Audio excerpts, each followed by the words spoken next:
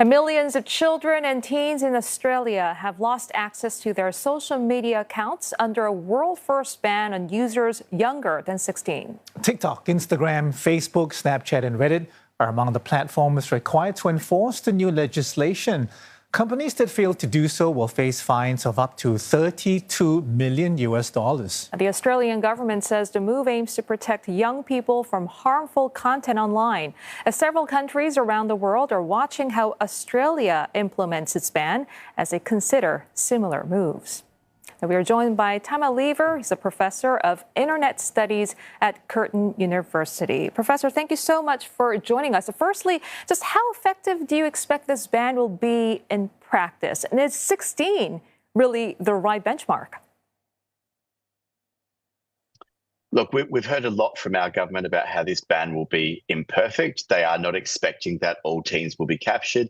We know that some young people are pretty canny. They're probably going to find a way around these technologies. We know that age assurance tools, age verification tools are all a little bit immature, so that they're likely to have some teens that get through. And indeed, we expect that some older people will get captured, which will be a bit awkward, and there'll be an appeals process. Whether this actually achieves the aim, I think, is a national experiment. I think there are definitely some harms and some risks that need to be reduced so that teens don't experience some of the worst bits of the internet. But at the same time, we're also disenfranchising a whole group of young people who really do feel like they've been online citizens. So for those that are 13, 14, 15, who are being booted back off social media, I think that they're the group for whom this will be the hardest. Professor, imperfect, fair enough. But, I mean, there must be surely a way to measure success. One, of course, is whether or not this ban is successfully, I suppose, implemented on anyone below 16. But the broader goal, as I understand it, is, mental health, the well-being of young Australians. Do you know how that's going to be measured and when that can be measured?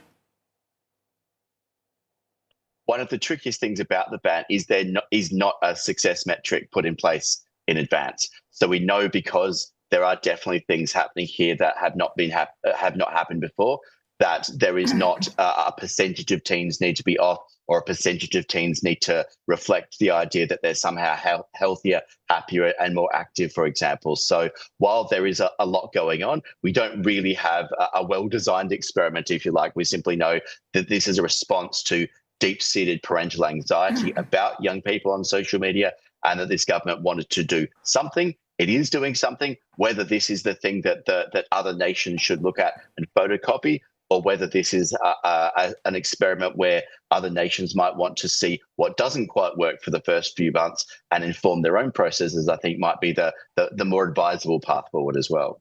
Professor Lever, I want to ask you about the comprehensiveness of the plan, if you like. Anthony Albanese talking about picking a new sport, learning a new instrument, reading a book, reconnecting, and so forth. That sounds more like advice and suggestions. Is there a broader plan to make sure the ban doesn't affect digital literacy for young Australians? I mean, so they skip the harms, but at the same time don't lose out on the all-important digital skills? Yeah, so the biggest question is what happens in those 3 years. We've heard that between 13 and 16, we're ostensibly giving children back their childhood. But if in that time we don't do something meaningful to help young people skill up, if we don't have a significant increase in digital literacy and digital citizenship programs, if we don't see that the educational system lifts and can simulate those experiences that young people are no longer having socially, so they do have the skills to at 16 to enter the digital world more fully. If we don't do that, then this will be an abject failure. If we take that opportunity and we really can help young people skill up, then this might be a really helpful thing. But at this point in time, at least we haven't seen that massive investment needed to skill up, to give that literacy boost. So if we don't do that, it's a bit like just shutting a gate for 3 years, which would be a real shame for Australians' kids. And Professor, there are some experts who also warn that the bans may make social media even more appealing, and Meta just cautioned that young people might migrate to less regulated platforms. So what sort of strategies could help prevent these unintended consequences? Yeah, look, there definitely will be unintended consequences. We've seen less well-known apps like Lemonade and Yope suddenly dominate the app charts in Australia because they're seen as an alternative that's a bit like Snapchat or it's a bit like Facebook.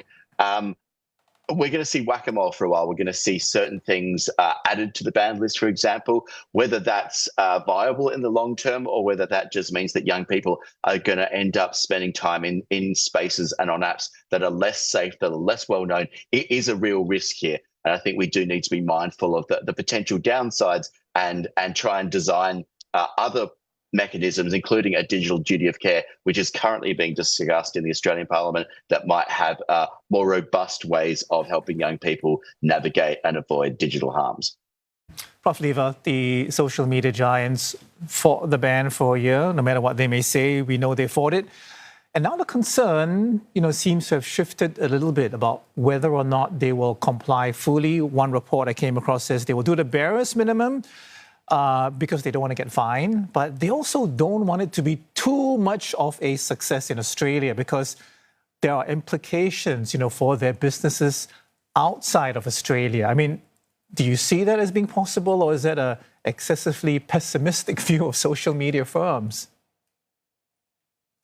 Yeah, look, I think that the digital platforms know that they need to be global citizens, that they have to be seen to try and work with local regulation, and they do need to do better by teams. There are definitely some real challenges out there, but I also think Facebook doesn't want to admit that this was incredibly straightforward and we could have done it at any point in the past. So I do think there's some justification for that level of cynicism. I also think it's true, though, that the age assurance technologies that are being used are very immature. We know that they can tell the difference between a 15 and a 30-year-old really easily, but the difference between a 15 and a 16-year-old is actually pretty hard to tell, say, from a video selfie, for example. So I think there's some validity in saying that the tools are immature and might not work as well as they should. But I also think, yes, you're quite right. Big platforms don't want to say, oh, it would be really easy to not let certain people on because, of course, that's diminishing their audience and diminishing the people that they can sell advertising to. And Professor, Australia is being watched closely as the first country to attempt the ban on this scale. If it succeeds or if it fails, what kind of ripple effects might we see globally? Yeah, absolutely. So we know that other jurisdictions, we know New Zealand and Malaysia have both said, for example, that they're looking at implementing something very similar. I think a success on the Australian front, or at least not seeing a lot of failure, pretty much guarantees that those things will go ahead. I do think there are also conversations more broadly in the EU, for example. So I think because there is this global appetite for better regulation of platforms, this is a bit of Australian kids are a bit of a canary in the coal mine. They are the ones testing this out for the rest of the world. So hopefully the rest of the world can learn from those challenges and any mistakes that are made along the way, and they can refine that process so that if this is what the rest of the world or lots of other countries decide to do, they can at least do it with a little bit more precision. So what can they learn from the implementation phase? I mean, the lead up, saw a lot of, I guess, I wouldn't call them controversial, but, there were companies saying this is not the right thing, social media groups saying this is not the right thing as well, parents and support. So what do countries thinking about the same thing can learn, from what Australia has just done? The biggest thing that we didn't do as a country that we should have is really listen closely to young people, really get their sense of their experiences, the things the risks, the challenges that they have online, and try and help young people navigate them. So what we can do is listen to them now. What we can say is, what has your experience been?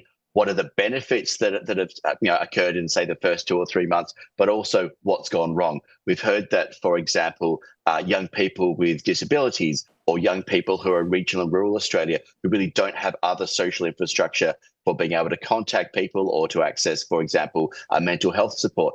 Have we done the job of providing alternative pathways to the things that social media brought that were good? If we can learn from that at least, then that can help inform other jurisdictions, other countries who are thinking about this. Okay, Professor Lever, we'll have to leave it there for now, but thank you very much for your insight this morning. Tama Lever, Professor of Internet Studies at Curtin University. Thank you.